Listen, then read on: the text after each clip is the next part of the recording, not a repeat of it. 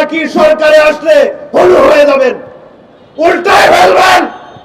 একই উল্টায় ফেললেন আপনারা।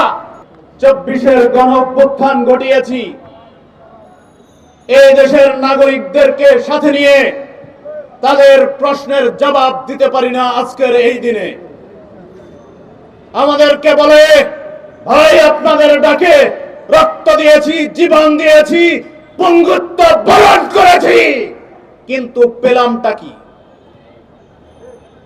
যে প্রবাসীরা হাসিনার প্রথমেই সোশ্যাল মিডিয়ায় ঘটিয়ে দিয়েছিল 5 আগস্টের আগে, আজকে সেই প্রবাসীদের গলায় ছুরি চালানোর পরিকল্পনা হাতে নেওয়া হয়েছে কেন?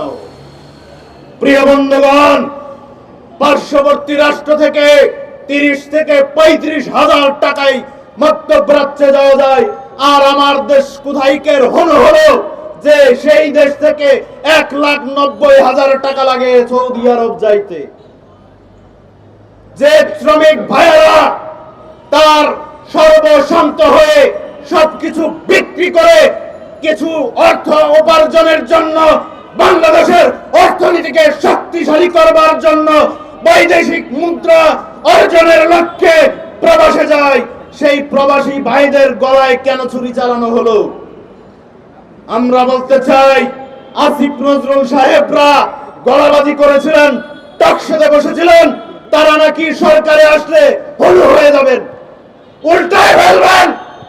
একই উল্টায় ফেললেন আপনারা।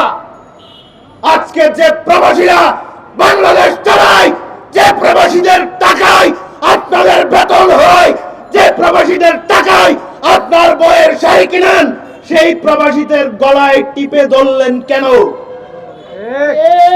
এদেশের মানুষের প্রশ্ন, প্রবাসীদের প্রশ্ন।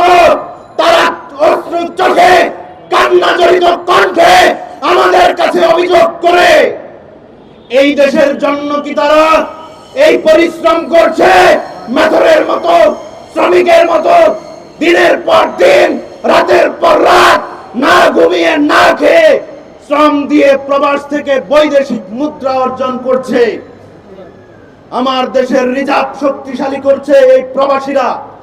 তাই এই প্রবাসীদের গলায় যারা ছুরি চালাচ্ছেন তাদেরকে বলছি, আমরা চাই না ইউরোপ আমেরিকায় গিয়ে সিরা প্যান্ট, সিরা গেঞ্জি কাপড় পরে আপনারা ঘোরাফেরা করুন।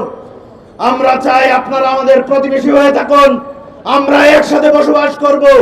তাই অবিলম্বে যা আরোপ করেছেন সব বাতিল করে দিয়ে পার্শ্ববর্তী রাষ্ট্রগুলোর সাথে সমঝোতা করুন।